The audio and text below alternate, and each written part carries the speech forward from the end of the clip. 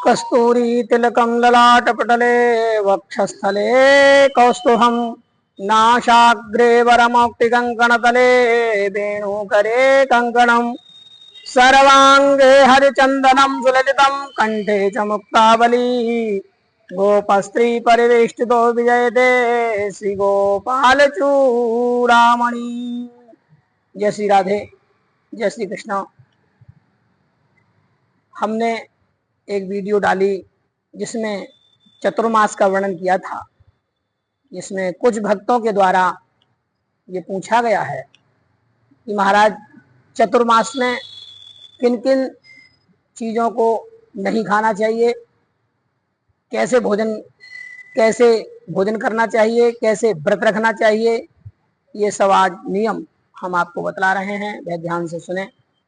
यह आवश्यक नहीं है कि चतुर्मास में हम व्रत कुछ अन्न ही छोड़ करके रहें, जिसमें कई चीज़ों का व्रत बताया है। केवल फलाहार पे रहना चतुर्मास में यह भी व्रत नहीं है। केवल फलाहार करें, भोजन ना करें, फल का सेवन करें, अथवा अगर फल खाने से हम नहीं रह सकते तो दूसरे हिसाब से साग आदि खाएं, साग खा करके हम भोजन रहें, व्रत रहें। और यदि साग खाने से भी हम नहीं रह सकते तो एक बार भोजन करें, एक बार भोजन करके ही व्रत रहें। ऐसा नहीं तो नक्त भोजन करें। अगर ऐसा भी नहीं है, इससे भी हम नहीं रह सकते हैं, तो केवल दिन में 2 बार भोजन करें, सुबह और शाम। और यदि दूसरा हम व्रत करना चाहते हैं तो केवल दाढ़ी वाल न बनवाएं, नख न बनवाएं, बैंगन छोड़ दें। बैंगन चतुर्मास व्रत में नहीं लेना चाहिए। चतुर्मास व्रत में कहा गया है जो बैंगन खाता है उससे भगवान बहुत दूर रहते हैं, इसलिए बैंगन का सेवन ना करें। लौकी, बैंगन, परवल, इसमें से एक चीज का परित्याग कर दें, त्याग करें चतुर्मास व्रत में 4 महीने में। इस प्रकार से भी व्रत रह सकते हैं। केवल 4 माह केले के पत्ते पर भी भोजन करें, अथवा 4 महीना केवल ढाक के पत्ते पर भोजन करें, अथवा 4 महीने तक शहद का सेवन ना करें, शहद ना खाएं।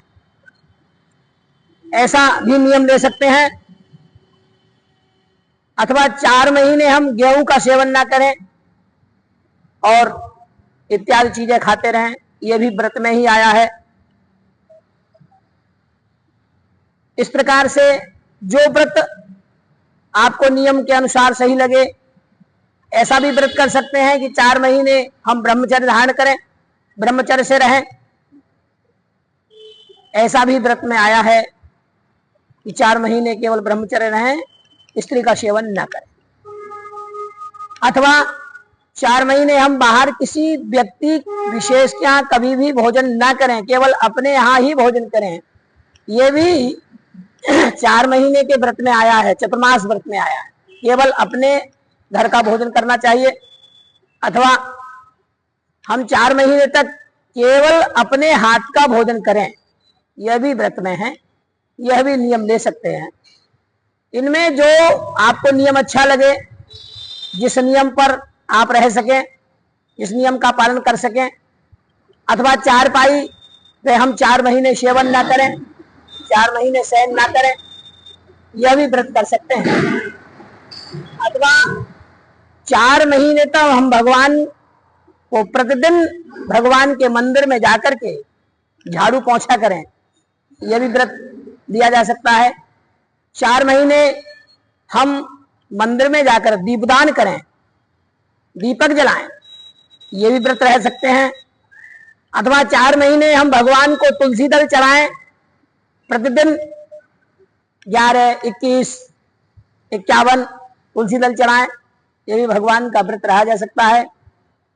4 महीने हम हवन इत्यादि करें, हवन डेली करें, ये भी व्रत रह सकते हैं। इन व्रतों में जो आपको सबसे सटीक लगता हो, जो आप कर सकते हो, उस व्रत को आप कर सकते हैं। यह आवश्यक नहीं है कि केवल हम फलाहार ही रहें।